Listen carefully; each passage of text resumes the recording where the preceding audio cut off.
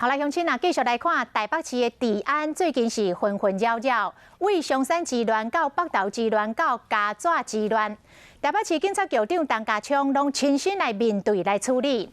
台北市刑警大队早起来开扫恶的记者会，嘛是陈家昌亲身来主持。局长来强调讲，会大力来清除掉不法的分子。这个是逮捕掉天道明甲德联邦的成员，拢总9个人，因拢伫咧北台湾暴力讨小，共喊店逼人签本票，拢总用组织犯罪甲因移送法办。刑警冲入去汽车美容店要抓人，看起来真正常的店面，想不到是乌帮的基地。像红毛这个细汉的，互人抓起来，厝内阁有底枪。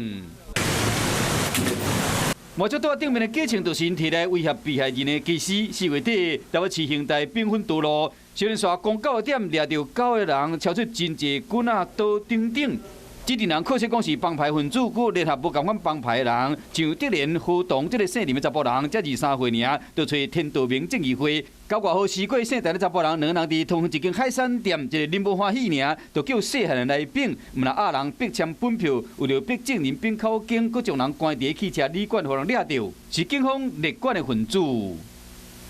这个帮派多次的借势借端，来恐吓、勒索他人的金钱。我想现在的状况是不一样，所以我一定要出来表示我们已经下全力，表示我们的决心。警方大动作扫恶，陈家昌带14分局长做伙开扫恶的记者会，因为为松山分局治乱到嘉纸治乱，这种甲乌帮有关系。即摆为了要挽救警察的形象，大动作的宣示，警察对乌帮闹代志绝对无容忍。